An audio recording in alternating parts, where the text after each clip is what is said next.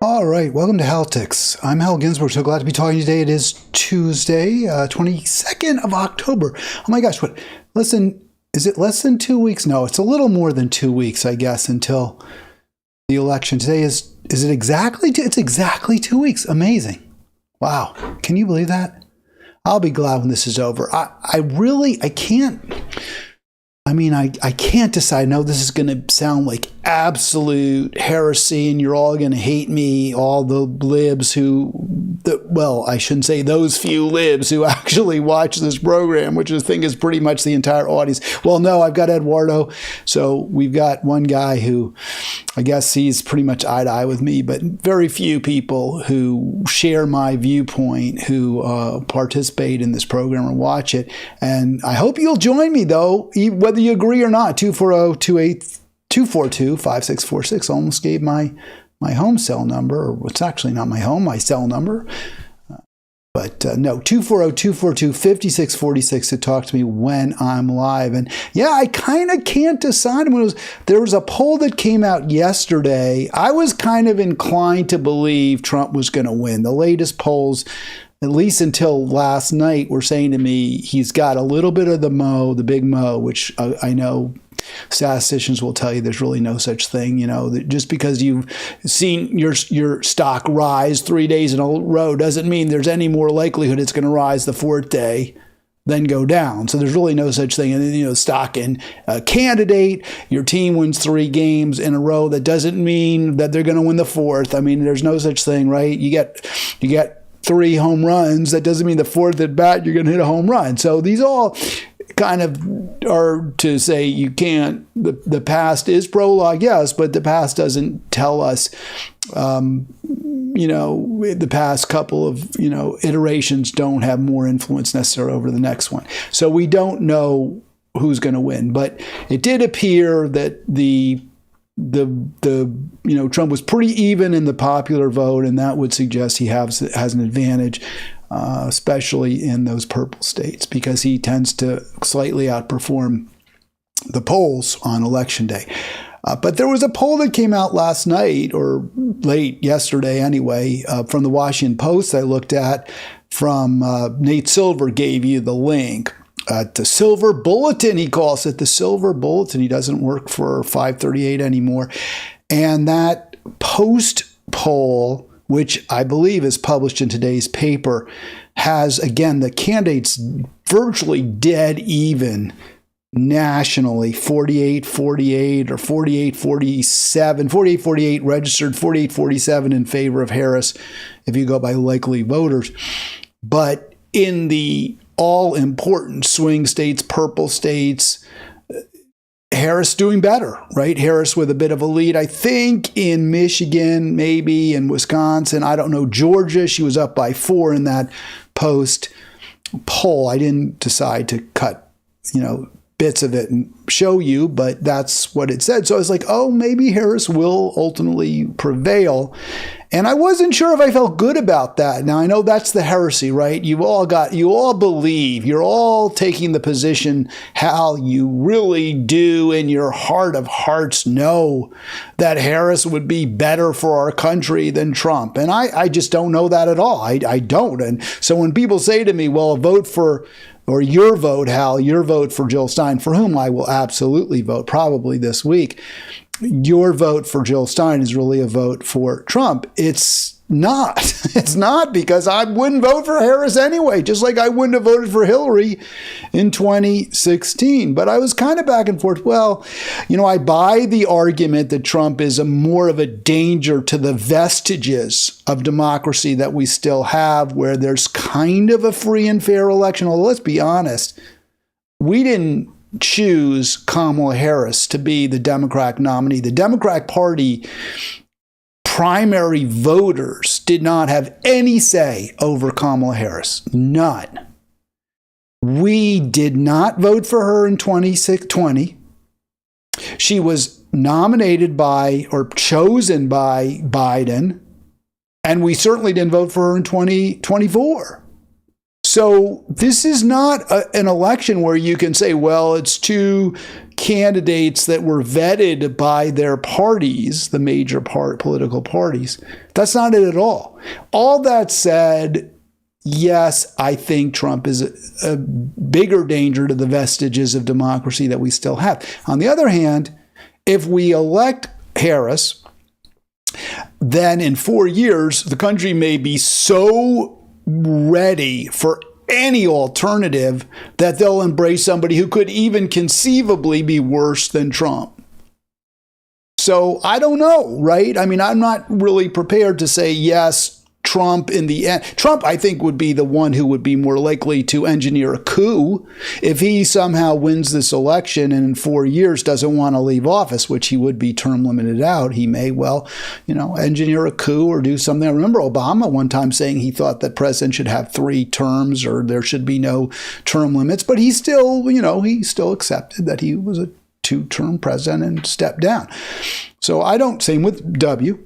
He was quacking like a duck, if you remember, he said that. And he was a worse president. Certainly in his first 4 years, he was worse than Trump was in his first 4 years. No question about it.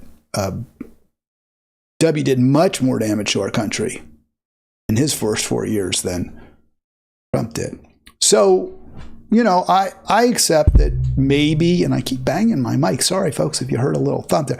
I accept, yes, grudgingly, that Trump himself is likely or more likely, certainly, than Harris. I don't think Harris has ambitions to be dictator or queen or whatever term you want to use. Whereas, Trump, I think, would probably want to be king or dictator, tyrant.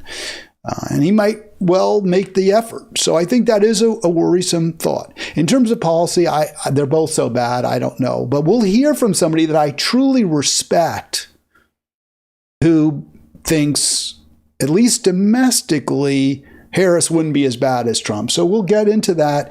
I do want to hear from you, 240-242-5646. And as I always do, and hopefully I won't have to always do it, but for now I always have to center the victims of the U.S.-Israeli imperialistic colonization of Gaza, particularly. But we also now have to recognize that Israel's expanded its military operations to Lebanon as well. And so we won't limit ourselves when we talk about Israel to their murderous spree, their rampage, their pogrom, their genocide in Gaza. And it's as bad as ever. 115 killed in the last 48 hours in Gaza by Israel. And we have 48 hours, usually have the 24. This is from the Spanish news service EFE. But as I told you yesterday, there were no reports that verified the death count, the kill count by Israel yesterday. There were no reports, so I guess they had trouble aggregating the numbers. But now we have 48 hours, 115 dead in last 48 hours confirmed.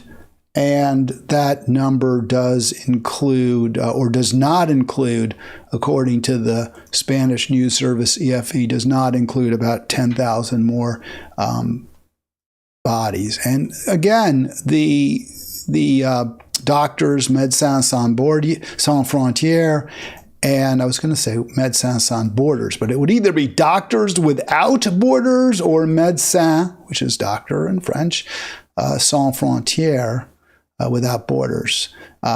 So they're saying there could be 200,000 easily killed, Israel, kills by Israel. There's no way it's not a genocide. I know people want to argue it isn't, and it's really Hamas, and Hamas uses, if there's a lot of dead Palestinians, it's Hamas's fault because they use their own people as human shields. We'll get into that in a moment. There's a story about that debunks that claim or presents us with a different understanding of which of the combatants, and it's hard to call them combatants, it suggests they're equal, which of the two,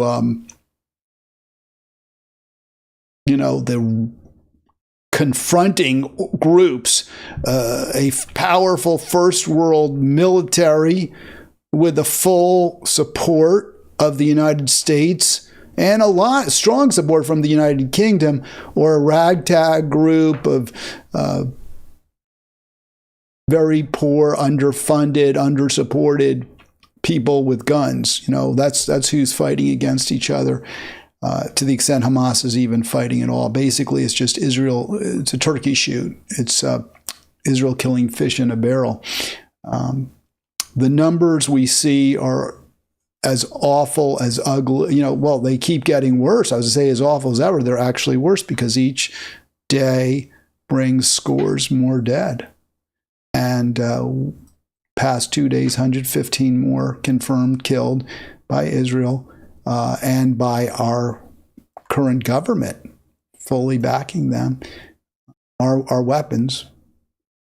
Israel and the Biden-Harris administration have killed many more than 42,715 Gazans since October 7 of last year. I should probably have to put in 20. I'll do that now because it's a new year, right? 2023. This includes 115 Sunday through Monday.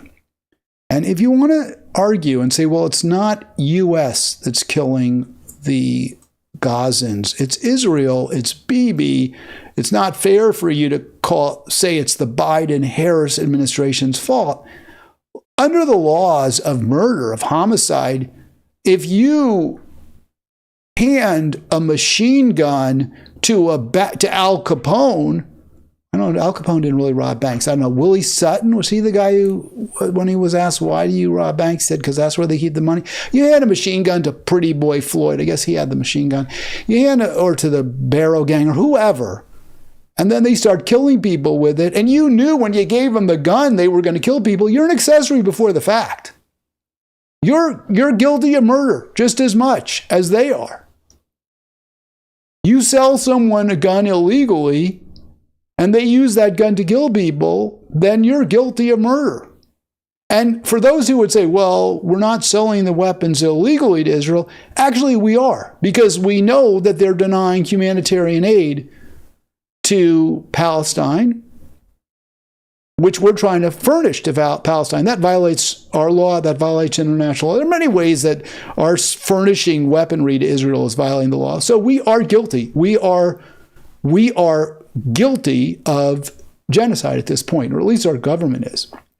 And if you vote for this government, which I think certainly includes Kamala Harris, and remember what she said, I've been in all the meetings where these decisions were made. I wouldn't do anything differently than Joe Biden.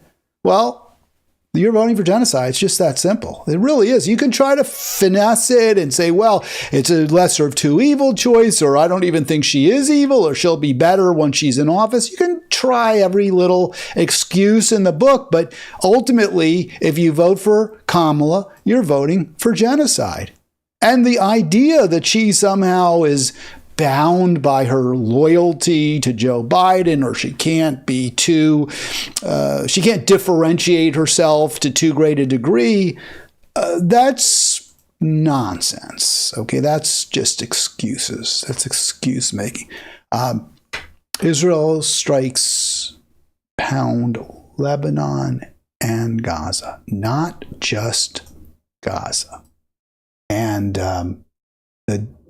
just real quick, CNN, our American news services are starting to cover a little more, even those that have been so deferential to Israel, so unwilling to call Israel out, are actually starting to be a little bit more willing to take a more critical look at what Israel's doing, including the New York Times, a story quite astonishing there. Well, they had this story a few weeks ago how Israel shoots children in the head, right? Israeli snipers, many are shooting children in the head. We know that an American citizen was murdered by an Israeli gunman. She was protesting peacefully. The colonies, the West Bank settlements. She was protesting peacefully and she got shot in the head. That's apparently what Israeli soldiers are taught to do, or trained to do, and that's what they do. By the way, I haven't heard anything about any investigation. I guess there was, a fog of war, it was a mistake, it was a tragic accident, something of that sort, explaining it. Nothing from Harris, nothing from Biden to say this has to stop. Israel targets hospitals, war crime. In Lebanon now, not just in Gaza, but 18 people were killed, including 4 children, outside Lebanon's largest public hospital. So this is what, if you're voting for Kamala Harris, this is what your candidate fully supports. Makes excuses for, justifies, apologizes for. I won't do it. And I wouldn't vote for her regardless of whether Jill Stein were running. So it's not like my vote for Jill Stein is somehow being a, is Jill Stein, let me put it this way, is not taking away any votes that Kamala Harris would otherwise get. But she may well be. I don't know. It's possible. It certainly is.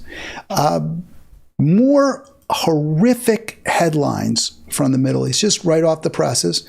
In northern Gaza, this is from CNN. I got this an hour ago. It was live updates from CNN. In northern Gaza, almost no aid is entering the Jabalia refugee camp. The UN warned crowds of displaced Palestinians have been evacuated from the camp in an area where over 400 have been killed in the Israeli military's 2-week offensive. I want to note something else. I don't know whether Israel warned the people of Jabalia that they were going to be bombed, but they did not warn the people in the Lebanese public hospital that they were going to bomb there.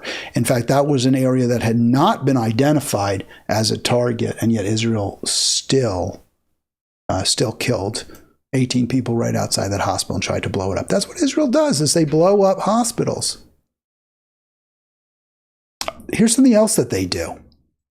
They use Palestinians as human shields. I hear all the time, I've heard this from a lot of Zionist people I know, well, maybe the death count's too high in Gaza, but it's really the fault of Hamas because they use their own citizens as human shields. Well, the New York Times, amazingly, remember the New York Times has promoted the lie that Hamas weaponized rape on October 7 last year.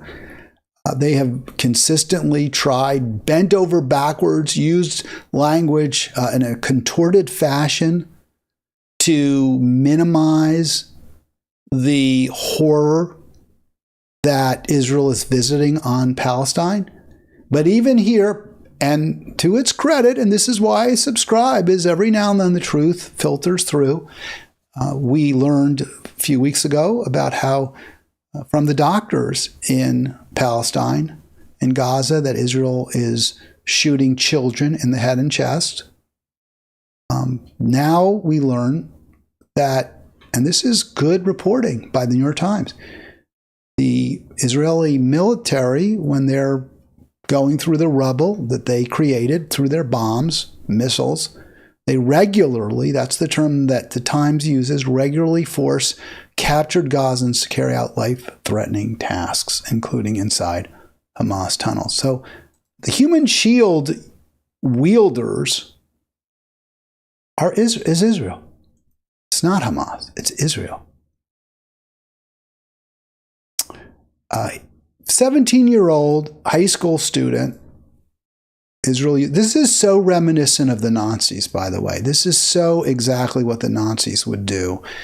There's a book called The Mascot about a Jewish boy who the Nazis, for whatever reason, adopted. I believe they knew he was Jewish, but they thought he was cute or whatever. He was like 10 years old. And they kind of treated him like a little Nazi dog. But they still, if there was dangerous tasks, risky tasks, whatever, then the mascot had to carry them out. I don't know whether the Israeli soldiers who employed, in quotation marks, Shubair, when he was 17 years old, I don't know if they gave him like extra food rations or something. I'm going to presume they did, and treated him like he was sort of a little Israeli soldier when they weren't making him walk handcuffed through the empty ruins of his hometown looking for explosives. And he was sort of their canary in the coal mine. You walk ahead. If you step on a landmine or an explosive, you'll blow up and we won't. We'll walk in your footprints a few yards behind. That's what Israel does. The soldier sent me like a dog to a booby-trapped apartment. Okay, that's who we support. Now, it wouldn't be quite as horrific. Well, it would always be horrific. But to me, this wouldn't be quite as horrific if it wasn't my own government doing this. And by the way, I did vote for Joe Biden, so I guess I have to take some responsibility for this. I didn't know he was going to, we weren't at war with Israel. Strike that. Israel wasn't committing the same number and scope of atrocities as it is now when Biden ran for president. So those of us who voted for him had that excuse, right? Well, we didn't know this was going to happen. Seemed like a good idea at the time to vote for Biden. You can't say now it seems like a good idea to vote for Kamala Harris. You could say, and I hear this all the time, well, she's not as awful as Trump. But is that even true? And as bad as Trump is, of course you shouldn't vote for him. But since Harris is arguably, and I think there's a persuasive argument that she's as bad, if you shouldn't vote for Trump, if Trump is so awful that you shouldn't vote for him, and I accept that argument 100%, then likewise you shouldn't vote for Kamala. I mean, it's that easy. It really is. It really is. It's so disheartening, though, that no one on the left, really, I mean, people will laugh when I say this because they'll laugh at me. They'll say, well, everyone else on the left gets it, that you can't vote for Stein. Why don't you? I don't know why others don't get it. I really don't. I know why I get it. I can't say why. I don't see it the way others do. I see one acceptable choice. I will not be complicit in genocide. And it's, again, not just genocide. Her policies are bad across the board. Ecocide as well. So Jacobin by Ben Burgess, The Strangely Empty Politics of Kamala Harris. This came out a few days ago. Surprised by it because, well, let me just go through a little bit. I don't have all of it. But Burgess talks about an ad that Harris is running in Pennsylvania where she goes after Jill Stein, and Burgess, calls that an act of political desperation. What he doesn't do that infuriates me is say, hey, no, this is the right, this is totally understandable that people would vote for Jill Stein under the circumstances. There's really no other choice. And we'll go through the verbiage in here, but, I like the Jacobin. It's one of the better or best out there, I suppose, although they haven't published my work that I've submitted to them, which irritates me to no end because I think it's better than a lot of the stuff they do publish. But, of course, I think it is because I wrote it. Oh, by the way, don't forget, I haven't said this, but don't forget, click like, click subscribe. Let me see if I can get that subscribe now button. It's always kind of interesting because there's this button there that I should be able to see, and I don't know. Maybe I'll have to move this button and we'll fade it. Just do a little bit of, see if that pops up. There it is. Yeah, subscribe now. Isn't that interesting? I got it up there. So yeah, click the bottom right, subscribe now. One tactic. So Harris is trying everything, according to Burgess, to win, including what he calls a gimmick, which is to, let me go back to the front page for a sec, which is, does he call that, is it on the front page? He calls it a gimmick, which is to do the ad against Stein. But the one thing she won't do is embrace the kind of anti-war sentiment and economic populism that might appeal to many currently unenthusiastic voters, but which, and this is, of course, why she won't do it. Well, I don't think that's true. Let me say, but correct. It would infuriate the Democratic establishment and the donor class. But I don't think that's why. I mean, I think that's part of it. But she's not pro-peace. That's not who Kamala Harris is. She's not an economic populist. You hear her talk all the time about how her mother worked so hard and they were small business owners. I heard on Jimmy Dore show, I don't know how credible, but it sounds right, that her grandmother's family in Jamaica, her father's mother's family in Jamaica, were shopkeepers, shop owners, small business owners there. She's not a populist in the sense that she's on the side or she has a affinity for working people. She has an affinity for people who make money, who make it big, who, as she would say, work hard and succeed. She's not there for the broad working class that, has to punch, has a time clock they have to punch and, time ticket and all that stuff. That's not her. That's not her at all. That was, I guess, Scranton Joe, not Kamala. She's a royalist. So I don't think she certainly doesn't want to infuriate the Democratic establishment and the donor class, but she's not feeling pro-peace. She's not feeling economic populism. That is not who she is. The Democratic establishment got the perfect candidate for them. Somebody who actually believes in their snake oil, absolutely. So some more really scary stuff about Harris.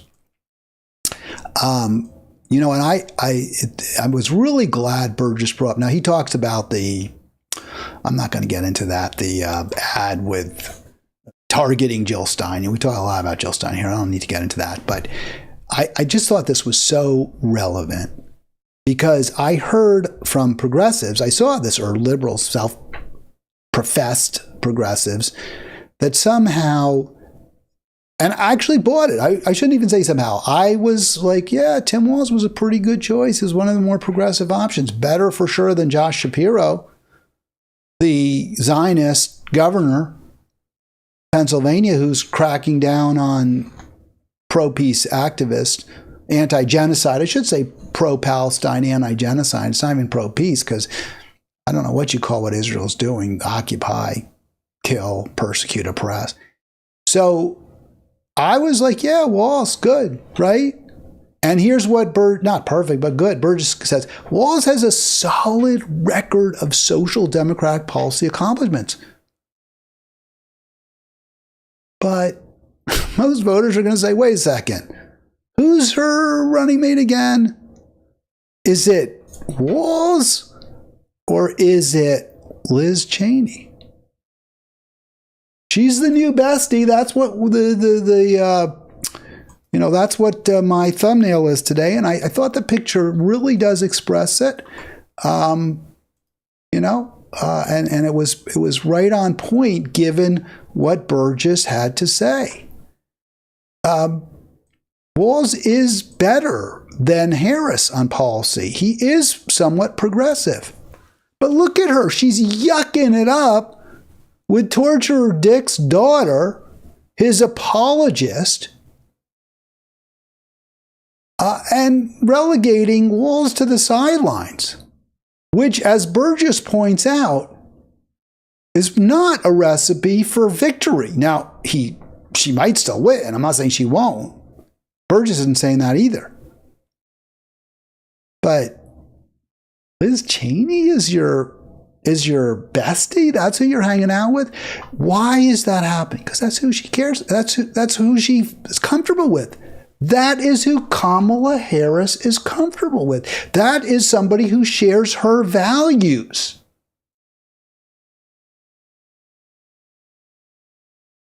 You want to vote for Kamala and Liz? Go ahead. But don't try to spin it. Don't try to say, oh, it's okay because it's a vote against Trump. It's a vote for, okay, not quite fascism, proto-fascism. It's certainly not a vote for democracy. It's certainly not a vote for economic justice. It's certainly not a vote for some kind of better world in any way. And Burgess points out that the reason Harris is doing this can't be because she thinks it's going to lead to victory. I mean, I don't think she's not the sharpest blade in the drawer. She's not the brightest bulb. But she can't really think in her mind that the people who are abandoning her in Michigan, the Muslim voters, the progressives who just can't bring ourselves to vote for her, she can't possibly believe that Liz Cheney is going to bring us back into the fold. She's only going to drive away more people. And as Ben Burgess says, don't be surprised if country over party falls flat. In which case, we'll all get a chance to find out what happens to the country under 4 more years of Donald Trump. Now, this is why I don't like that. Because his implication is, strong implication, is somehow Trump would be worse than Harris, right? Yeah, there's a lot of things not to like about Harris. Yes, her policies are harmful. Yes, she's not a good campaigner in the sense that she doesn't move to the left when that would behoove her electorally. But he doesn't get that the real problem is her policies, that she's a bad candidate, that she's a selfish person who isn't concerned with the American public. That is what he refuses to get. All right, we've got a caller. I want to go right to you. Caller, you're on the air. Who do I have? Hi, Hal. Hey, is this Charles in Monterey? I think I recognize your voice. Yes, that's right. I'm voting for Jill Stein, and I think everybody should vote for Jill Stein. She's the only anti-genocide, pro-people choice. And I have a question. Is Kamala Harris really qualified for the office of president? Is she born in the United States or not? Well, I think there's no question she was born in California. I think that the Constitution says natural born citizen, but I haven't heard anything to the contrary. Are you aware of some reason to doubt that Kamala Harris was born in the U.S.? The question just came in my mind. Had it been investigated? Well, Charles, I don't think there's any doubt she's American born. I never heard anything to the contrary. But let me ask you this. Are you at all receptive to the argument? And I'm not saying it should stop you from voting for Stein, but are you at all receptive to the argument that Trump is significantly worse, that he's so bad that even with all the baggage that President Harris would bring, it's still less objectionable than Trump?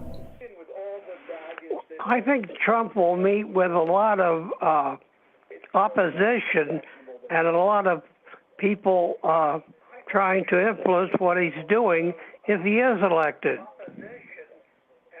I think that is a great point. When W was president, we saw lots and lots of protesting. I was in Monterey at the time, at least for the last few years of his presidency.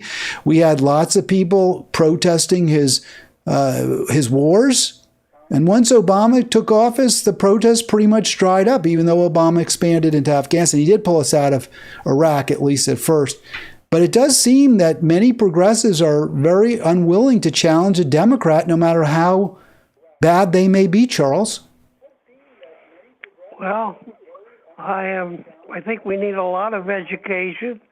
We need to be selective in picking out our news from the internet. There's a lot of trash on the internet these days. A lot of, the pictures, the titles are designed to get you to click, and then often there's nothing in the content of the video that relates to what got you to click. And they can take people's pictures, well-known people, and distort them into any way, assuming facial expressions that they would never have. you have to be very careful about. I wish there was a delete button I could just click and keep that kind of video from even appearing as one of my choices.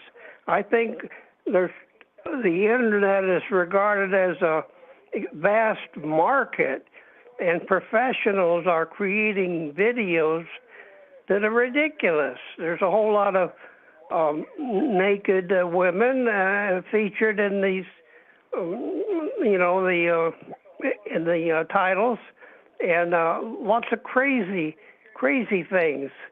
I think there's just.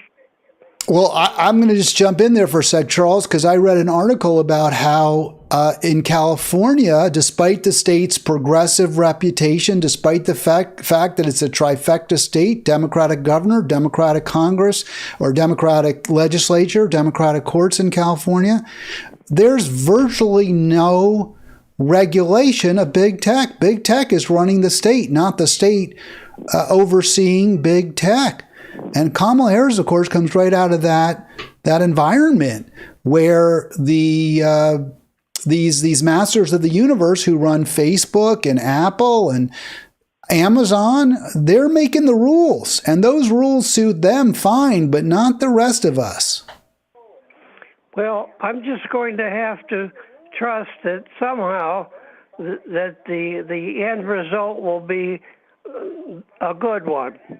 Whoever gets selected, and we have to keep participating and keep fighting. 100%, Charles. Really appreciate your call. Thanks for checking in from beautiful Monterey, where I miss the sea lions. I always miss those barking sea lions along the coast. They're still barking. They always do. You have a great morning, Charles. Thanks again. Thanks for checking in. Thank you, Al. Bye. All right. What a great honor to have Charles calling in. Really appreciate that. And yeah, so there we go. I was muting. I had on my screen, I got all these different little tells to kind of teach me what I've done. So when I hung up on Charles, I actually muted his phone, and it says caller mute. And I was like, wait a sec, you don't see that. I have it set up so you wouldn't see it. But I was like, oh my gosh, did I mute myself? No, I think it's finally working. I hope. I posted a couple of slides there while Charles was speaking, just to kind of let you know who Kamala's best friend Liz Cheney is. So she's got an A from the Right to Life organization, Susan B. Anthony, Right to Life. She got an A because she's always voting against reproductive rights. She got an A from the NRA, which campaigned for her even after she was basically persona non grata in Wyoming, the cowboy state, as a Republican who backed impeachment of Trump. So Cheney may have stepped off the Republican manner when it comes to criticizing Trump, but her policies are as retrograde as anyone's. And why I am really afraid, I'm not, look, I would be, I don't want to overstate it. I mean, Harris, there's plenty of reasons to be worried about Harris, but Liz Cheney really exemplifies, I believe, what it is we have to be most concerned about. And that is the warmongering tendencies of this Democratic Party and of this candidate in particular. So on October 4th, CAIR, Council on Arab and Islamic Relations, called Liz Cheney an unrepentant torture advocate, anti-Muslim bigot, and warmonger. She's all in, like Hillary, like Biden, and like Kamala. She's all in for Israel. The decision to center her by Kamala, to center her as the face of the Harris campaign, is no accident. This is who Kamala Harris is. This is who she's most comfortable with. Not Tim Walz, not a sort of kind of avuncular, touchy-feely Midwesterner who does seem to have some real empathy and compassion for others. That's not who Kamala Harris is comfortable with. She's comfortable with a rock-ribbed Wyoming torture apologist. And that's who she's campaigning with. And that's why Newsweek has said on the cover that this all could backfire. This could really hurt Harris.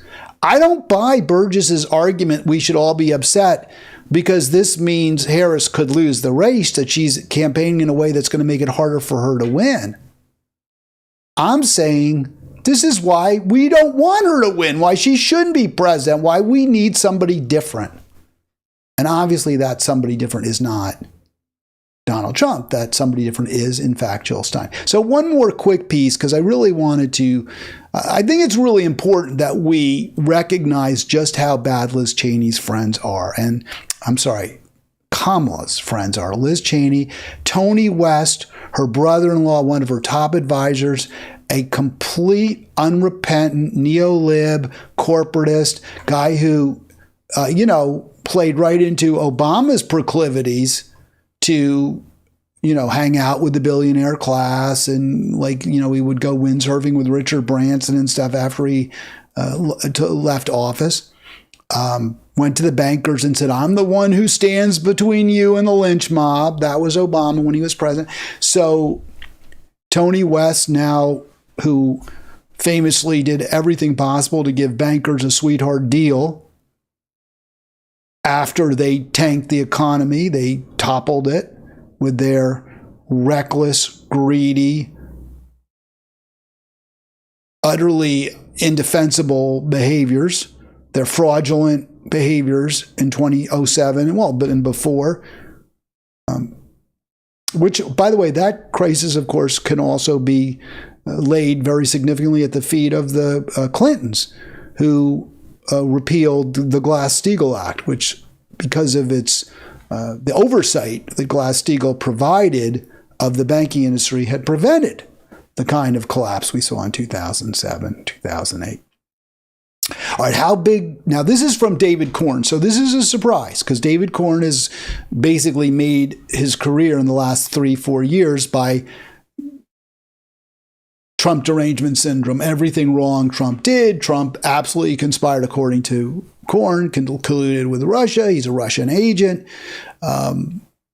Corn buys every negative thing you can say about Trump. And so I would have thought he would be kind of a big fan now of Liz Cheney. But even David Corn can't go that far. So kind of trying to buck the tide of making Liz Cheney this hero, which is what I think Harris calls Republicans who break with Trump, right? They're called heroes. We need more heroes. So you're a hero if you are a Republican who doesn't like Trump, right? So that's a hero according to her.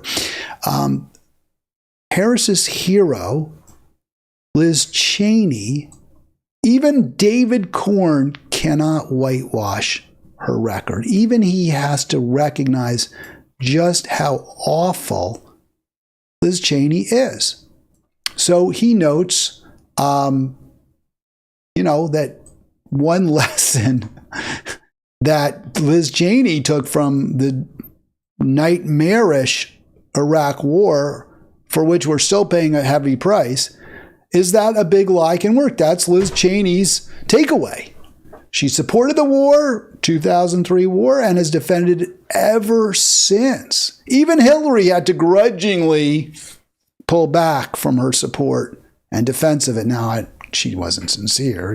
She really was perfectly happy with that war, but, she wanted to get the Democratic nomination in 2016, and she was under a lot of criticism from Bernie for supporting it. So she finally said, yeah, maybe it was a little bit of a mistake. But again, it seemed like a good idea at the time. That's where Hillary was. But it's interesting because that decision by Hillary not to support the war, or rather to grudgingly acknowledge it was a mistake, it didn't win. It didn't work for her because no one bought it. No one believed her. And Trump actually had legitimate anti-Iraq war chops. So when he criticized it, he was able to, use that to win. I don't think Harris's embrace of the hawks, she is a hawk, Harris is, but like Liz is going to help her either. So Cheney defended that disastrous war based on lies ever since. She insisted that it wasn't a lie that Al-Qaeda and Iraq were closely related when the one piece of evidence, the Niger yellow cake story was faked. I mean, it had been debunked by Wilson, right? And then he was outed by the now the dead Prince of Darkness there, Novak. His wife, Valerie Plame, was outed as a CIA agent, but that was a false story that had been planted, that somehow Iraq had been trying to buy yellow cake uranium or something. So a load of crap. But despite it clearly being debunked, Liz Cheney continued to promote that lie. She also defended torture. She said waterboarding is not just not torture, it's libelous to say it is. So that's Kamala's, bird of a feather she's flocking together with, along with Tony West. I've often, discussed him, mentioned him in this program as well. And I did already today his work to enrich and empower disgraced bankers. Here's a real quick clip. I got a little bit more time, so we might as well. You know what? Yeah, let's go. We might as well do this real quick. I just want to show Cheney. Here's Cheney at one of their town halls she's doing there with contrived town hall. Everything is scripted in advance. But here she is with Harris. If the issue is foreign policy, I would just ask everyone, think about how dangerous and damaging it is to have someone who's totally erratic, completely unstable, someone who has aligned himself with, who idolizes tyrants. He idolizes tyrants. Look at the way Harris is. She's loving this. She is just smirking. It's all in the service of electing a warmonger. That's what Liz Cheney is doing here. She loves the Cheney. She loves the Harris policies, which are just a continuation of her father's. Again, the choice here with respect to national security policy is a man who has proven, he's absolutely proven that he will not stand up, he won't defend this nation with respect to our own Constitution and rule of law. And Vice President Harris, who has been clear in terms of support for Ukraine, in terms of recognizing and understanding across the board that America cannot maintain our own freedom and security if we walk away from our allies around. All right. So it's interesting. She doesn't mention Israel Gaza in that little snippet because, and I mean, she didn't in the speech. So that's why I'm saying that snippet, because Cheney realizes, that is really not going the way most Americans want it to go. That most of us are disgusted by what is happening, that what is being done in our name with our material, we're sickened by it. Many of us are anyway. We're repelled by it. And that it's a albatross around her neck, around Harris's neck. So Cheney gets that. But then she tries to pivot and say, but the Ukraine war, this is so important. It's so good. She's the best because she supports all the killing that's going on in Ukraine. And again, it's so tone deaf. The people who elected Trump in 2016 were sick of war. They were tired of war. And the Ukraine war has been awful for us. And I mean, in terms of the cost, I think $1 trillion at this point or more. But it's been awful for Ukraine. So you see the date today, yesterday, Forbes, right? Forbes. So just an image to share real quick to see what's happening on the, well over 2 years at war. Harris, of course, boasting during the Democratic National Convention that she put together the alliance that has perpetuated and perpetrated the war. A war that could have been ended. But Harris-Biden stopped that, kiboshed peace negotiations between Ukraine and Russia over 2 years ago. There's the picture. So there it is, yeah. So this is yesterday. Ukraine. The house is destroyed. All the rescue workers have to go in. By the way, this is, I'm supposed to give mandatory credit. If you can't read it, I'll read it. Zaporizhia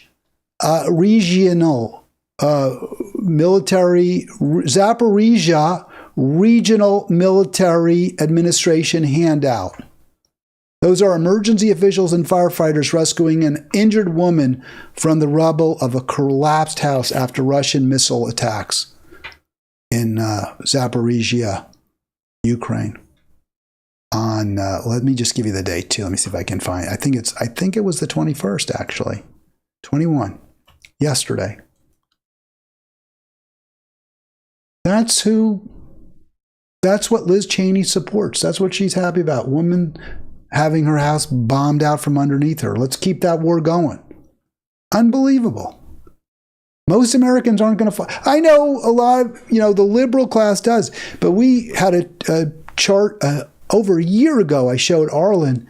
Most Americans want it to end, want us to stop the support, recognize how misguided our endless proxy war with Russia is. And it's, again, very important to realize we've stopped negotiations. We've stopped peace talks. It's not a choice between Russia takes over all of Ukraine or we fight Russia forever. It's a choice between the entire region is destroyed, as it is now being destroyed, or we come up with an agreeable solution with Russia. We note that, according to Ukraine, North Korean troops are now in Russia training to become part of the force, the Russian force. They'll join the Russian military. Their assault on. So, whatever the plan that Harris-Biden devised has proven to be a complete disaster, has failed. And I think people, in power, when they make very, very bad decisions, and also for the worst reasons, it's not like they were like, well, we really want peace. We don't want people to die. Let's negotiate. Let's keep talking with Russia. Let's keep the doors of communications open. And then Russia goes in anyway. You might say, well, they made a mistake there. That was a problem. Maybe it didn't work out. But at least you could say, well, they had the right intentions. But here the intention is to enrich and empower Lockheed Martin. Here the intention is to beggar the American public with billions and trillions of dollars going overseas while we have so many of us are barely surviving.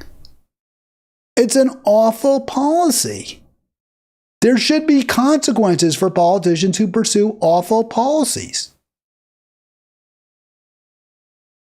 I really respect Aaron Mate. Aaron Mate is super smart. He's super plugged in.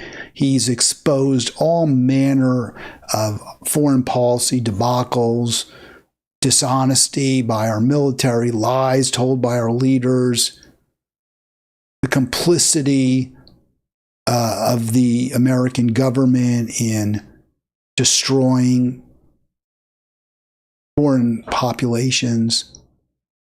He's done a lot of really good reporting, and I respect what he has to say.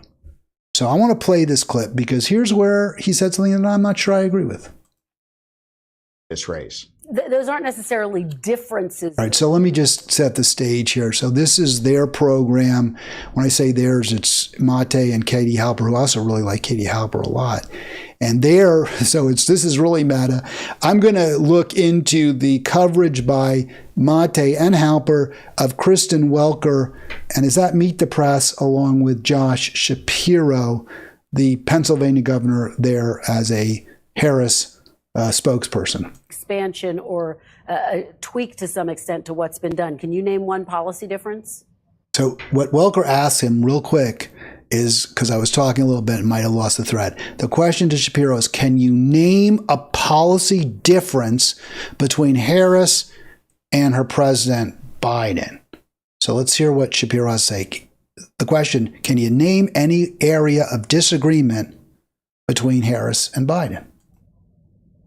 Well, listen, again, the contrast I am focused on, Kristen, is between her and Donald Trump. And on that, It won't do it. And it's such an important area because, again, when you look at just how bad the policies have been, by the way, we've got a caller. We'll get to you in just a sec. Caller, thank you so much for joining me. We'll put you right on. I just want to make the point, and then we'll get the caller on. Biden has done some really terrible things. And we can all see that they were mistakes or worse, crimes. So it's not that hard to come up with a few areas where Harris could be and should be different and better than Biden. But nobody, at least not her and not her spokespeople, can or will do that. Hi, I think I've got you, Stephanie. How are you today? Hi, Hal. I'm good. I'm happy I'm able to get through. I'm so glad you did. So what I wanted to say was this is a sign of a dying empire. The emphasis on, military excursions, military expansion. This is what's going on in Ukraine.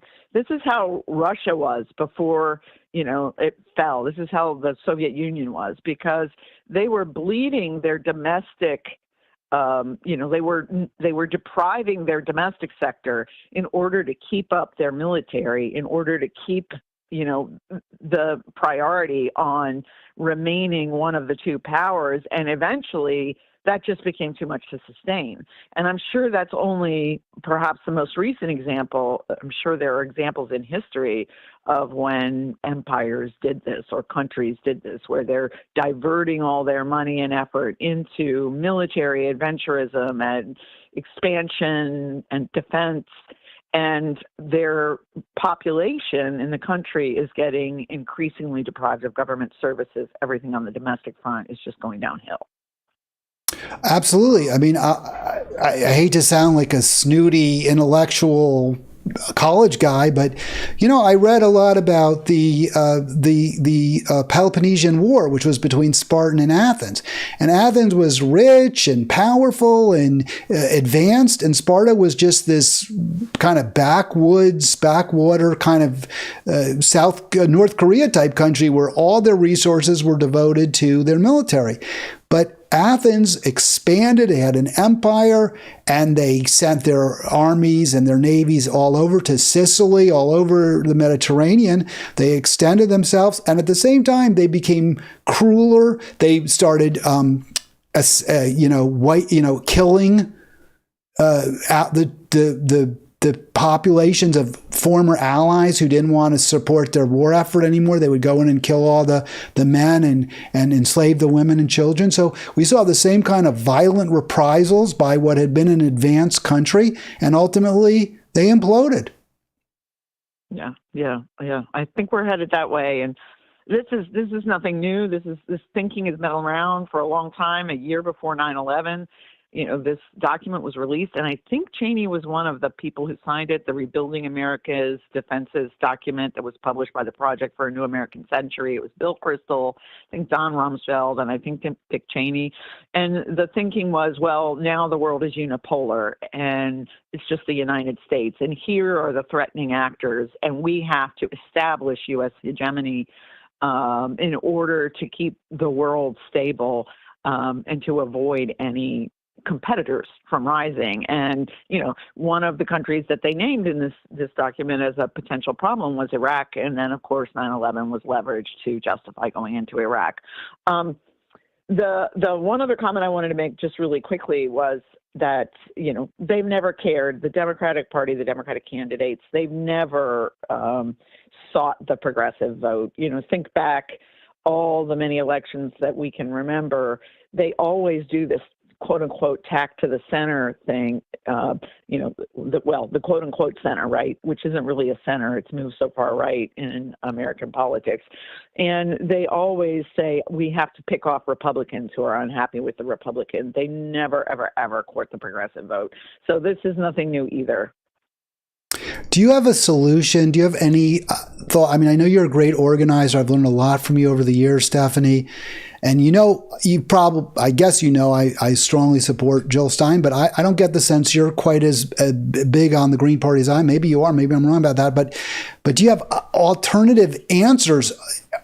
Or do you think we're basically just circling the drain now and there's not much we can do to stop it?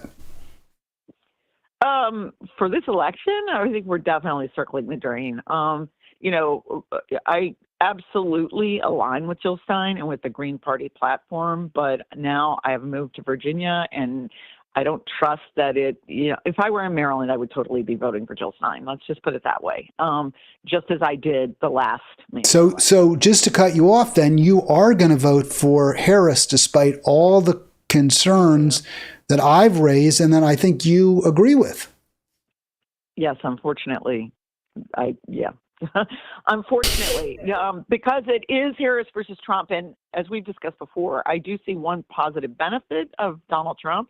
He would get us out of the Ukraine war, and we agree on that too.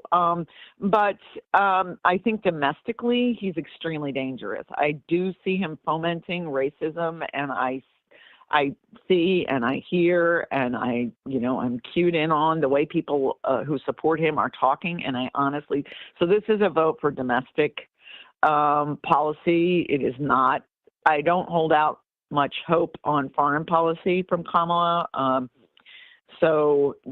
I don't think either one is going to do anything about what's happening in Gaza. And I think this is all part of a wrong-headed, I'm becoming a conspiracy theorist in my old age, but I really do believe that this is part of a very misguided, ill-advised strategy to expand dominion in the Middle East. And I think that my personal opinion, my guess, which I don't have proof of, is the United States was in on this before October 7th. That, again, October 7th was like 9/11. It was leveraged as an excuse. They knew it was going to happen. They let it happen, and then they leveraged it as an excuse. And I think that we were absolutely in on it before anything was done by Israel in response. Certainly plausible. Certainly plausible. I mean, I'll look for evidence as we go forward, but I don't know. I appreciate your call, Stephanie. Enjoy your afternoon, and thank you. Thanks, Hal. Sure. All right. Bye. Great to hear from Stephanie. Also, Charles. Nice to have a couple of callers today.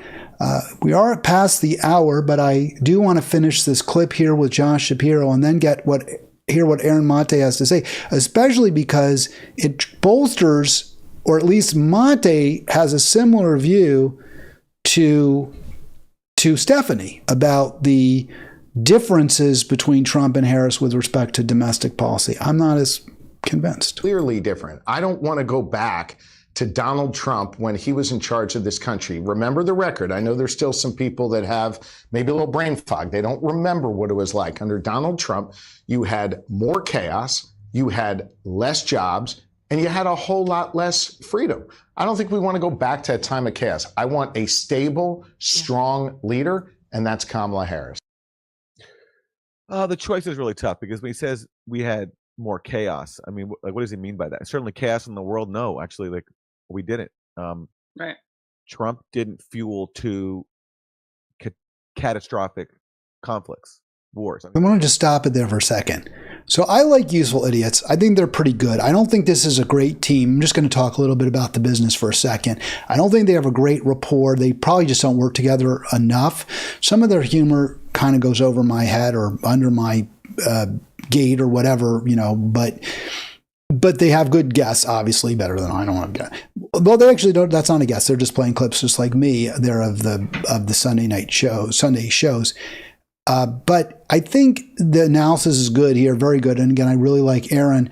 What he's saying about foreign policy, yeah, I agree. I think you can make I think his argument that probably things are worse internationally under Biden than Trump is a fair point. I think it's correct.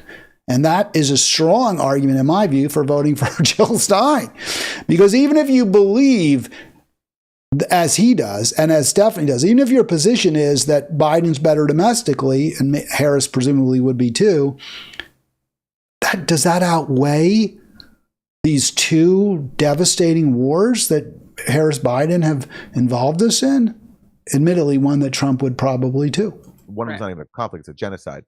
And the proxy war in Ukraine. Oh, the other issue I wanted to just make about quality of the live stream is Aaron's too low, right? Everyone always complains, your volume too low, your volume too high. So Aaron here is too low. They should have boosted him. Globally. Now, domestically, like, I will never argue that Democrats are just the same as Republicans when it comes to domestic policy. It's just true. Like, Democrats have more ties to labor unions, to working people. It's true. So here he's making the case that when it comes to domestic policy, the Democrats aren't as bad. And he points out there are more ties to labor unions. It is true. Democrats have more ties. But it's also true that the rank and file don't support Democrats, that they don't believe, based on their lived experiences, that Democratic governance leads to better results for them.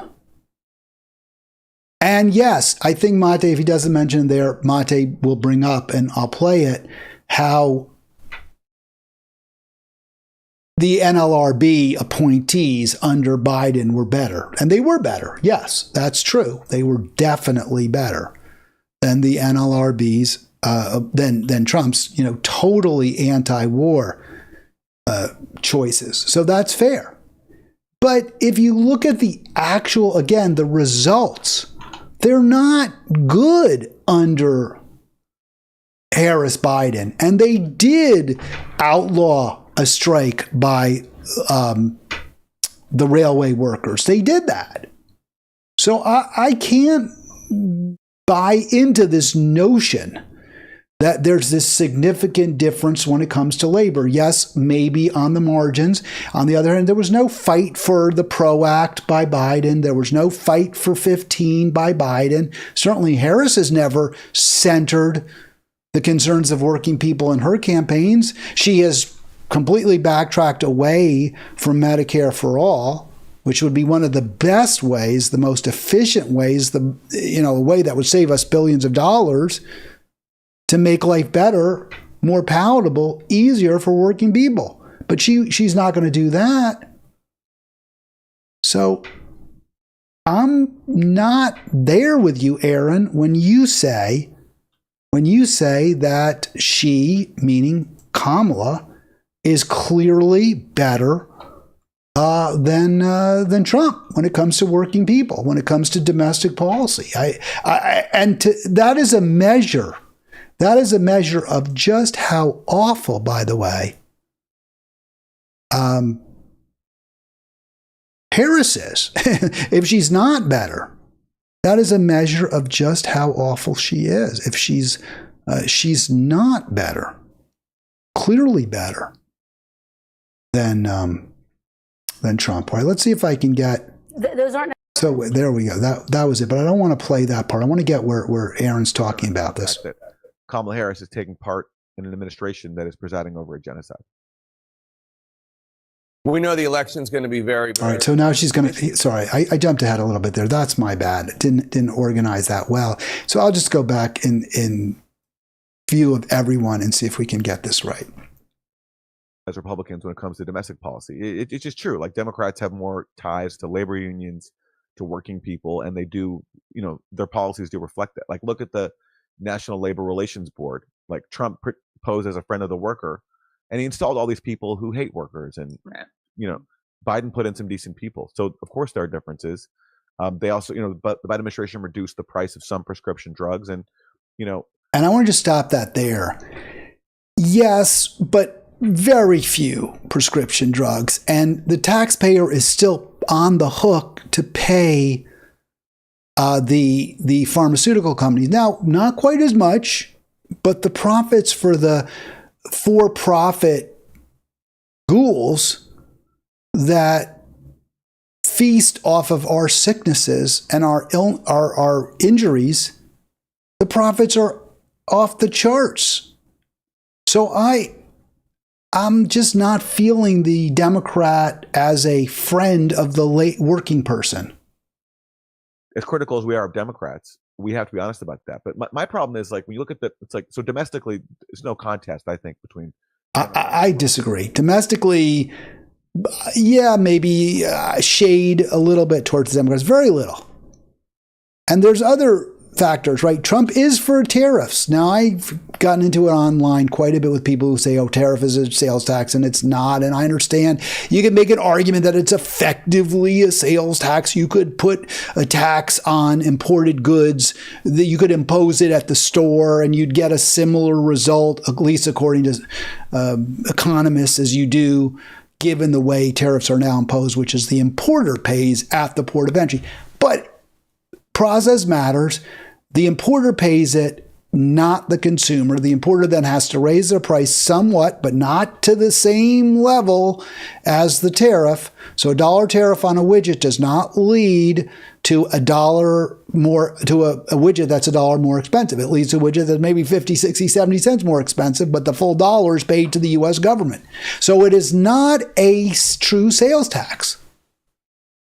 And tariffs are better for domestic industry, for domestic workers in this current economy. Maybe it wasn't true. It probably wasn't true 95 years ago. Tariffs then probably were a drag on the American economy because we were net exporters, but now we're net importers. And Trump is right that tariffs are a good thing. Now, he may impose them stupidly and ineffectively, but tariffs are good. Free trade is bad. And Trump got that. And I don't think we should completely ignore that fact. So, yeah, I'll give it, Mate, a C on that argument. On balance, Democrats are a little less bad, but it's not like there's this huge difference, a huge sea change. Even the issue with the NLRB, the biggest problem workers face in this country is the threat of being offshored or having their position offshored.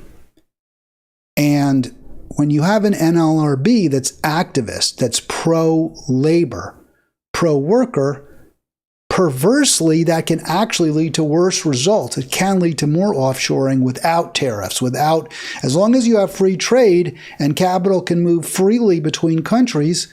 If you make it too expensive to operate, or you make it relatively more expensive to operate in the United States versus operating in China or Haiti or wherever, you're going to incentivize companies to move overseas.